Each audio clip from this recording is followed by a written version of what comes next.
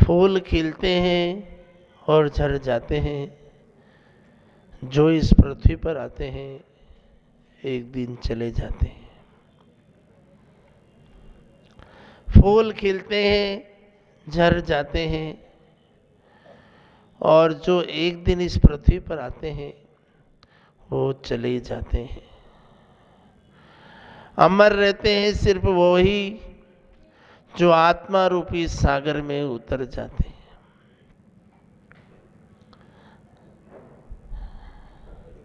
जिसने अपनी आत्मा को पहचाना उसने सबको पहचाना, और जिसने अपनी आत्मा को नहीं पहचाना उसने कुछ नहीं पहचाना। शांति और सुख की खोज में ये संसारी जीव दिन रात भटकता फिरता है, मगर शांति और सुख का सागर अपनी आत्मा में ही है। हम परद्रव्य पर दृष्टिपात करते हैं, मगर अपने भीतर बैठी सुसुप्त चेतना को जागृत नहीं कर पाते। बाहरी दुनिया में मैं बहुत घुमा, लेकिन मैं अपने शुद्ध स्वरूप को प्राप्त नहीं कर पाया। खा गया सो खो गया। सिर्फ मैंने अपनी जिंदगी को खोने के अलावा कुछ नहीं किया।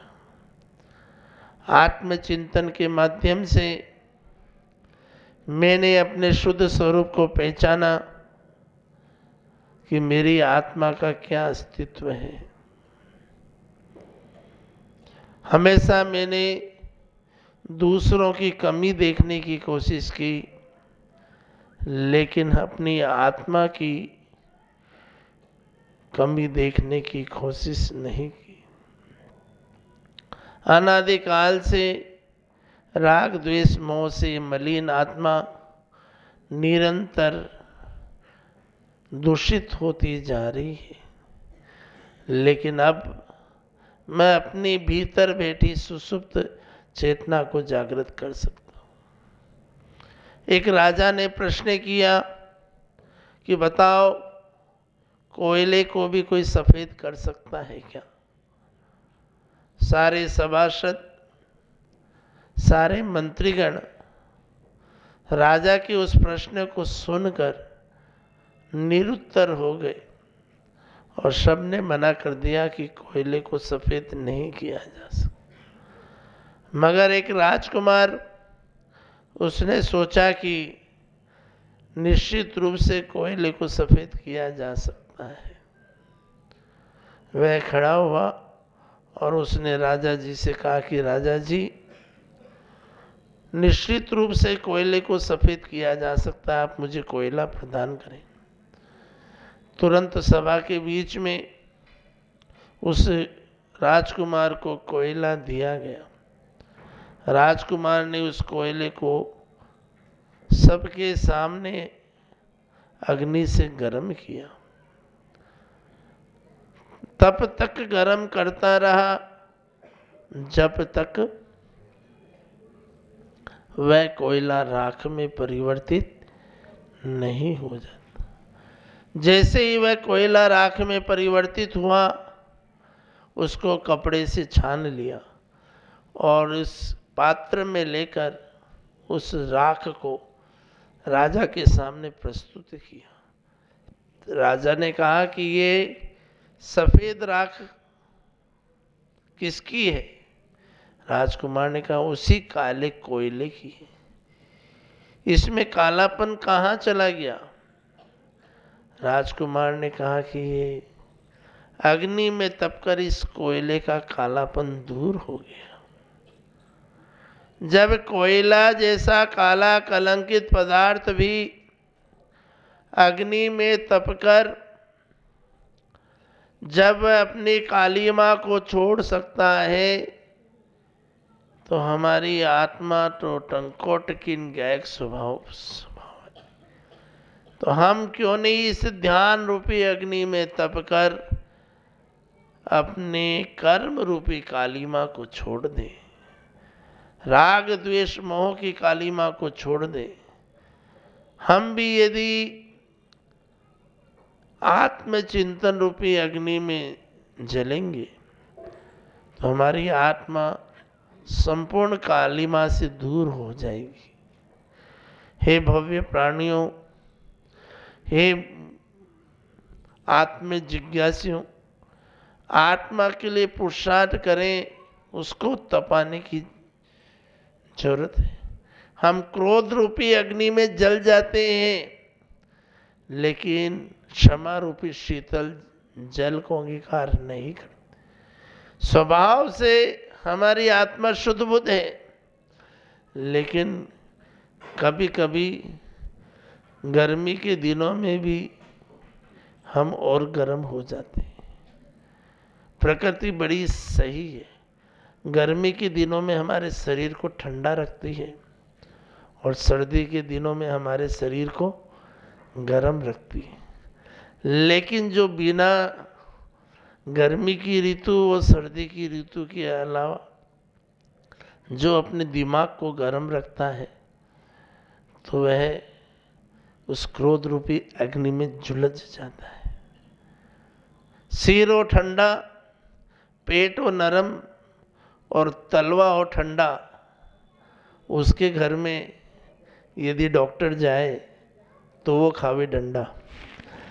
कहने का तात्पर्य ये है कि हम यदि अपने दिमाग को ठंडा रखेंगे तो निश्चित रूप से अपने हृदय को स्वच्छ रख पाएंगे।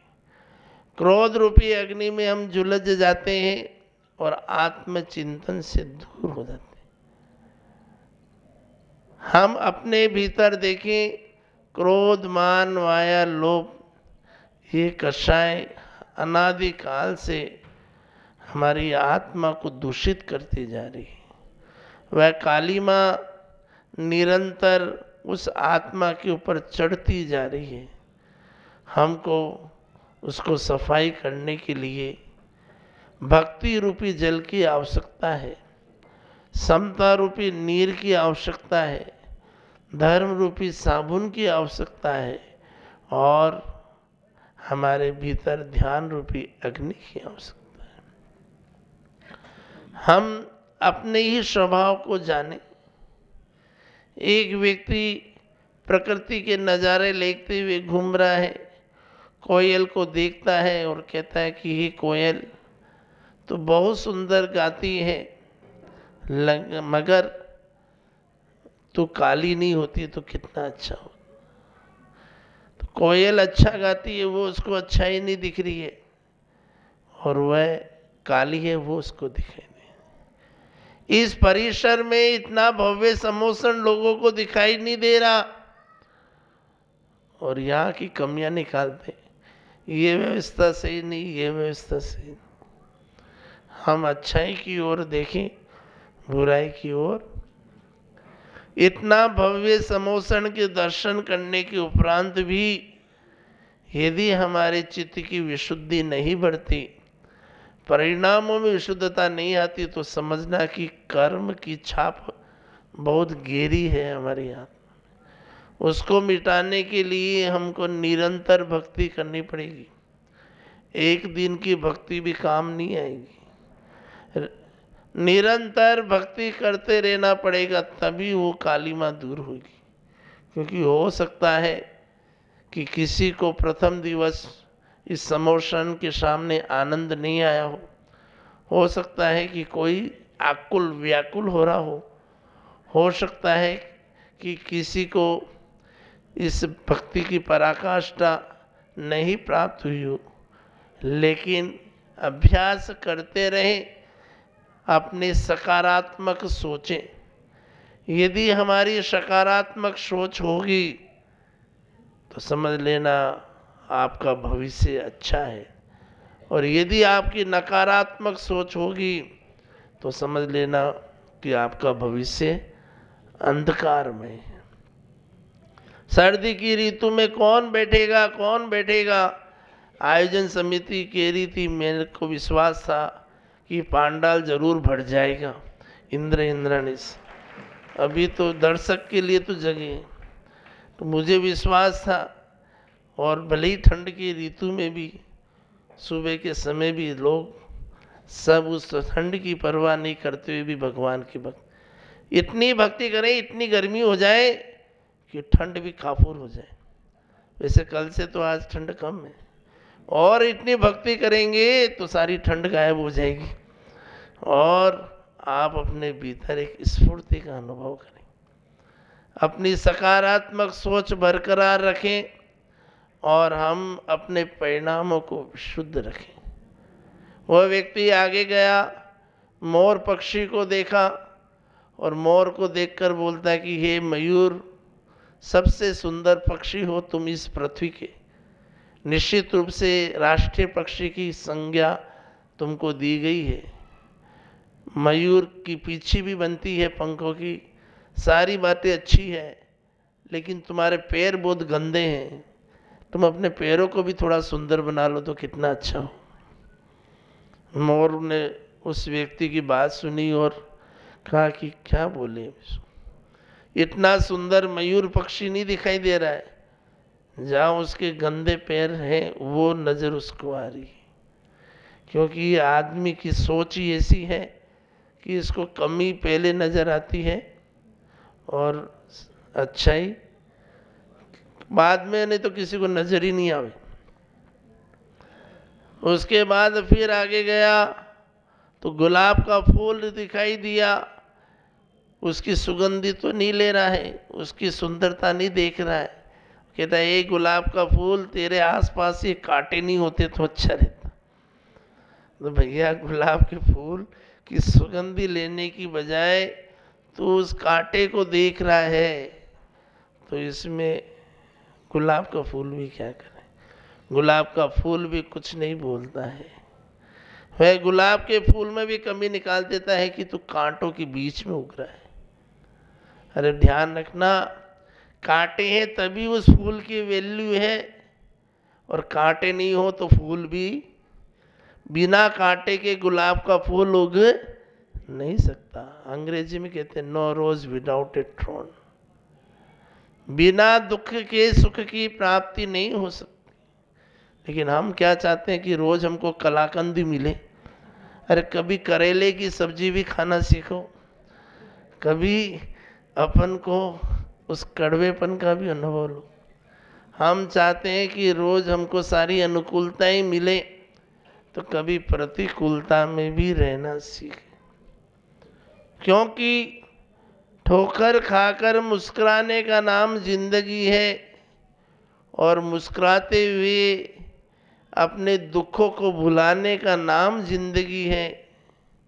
अनुकूलता पे तो सभी लोग खुश होते हैं बंधु, लेकिन प्रतिकूलता में भी खुशियां मनाने का नाम जिंदगी है।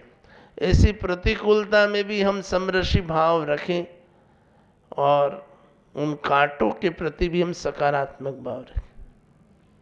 कांटों की प्रशंसा कैसे करें?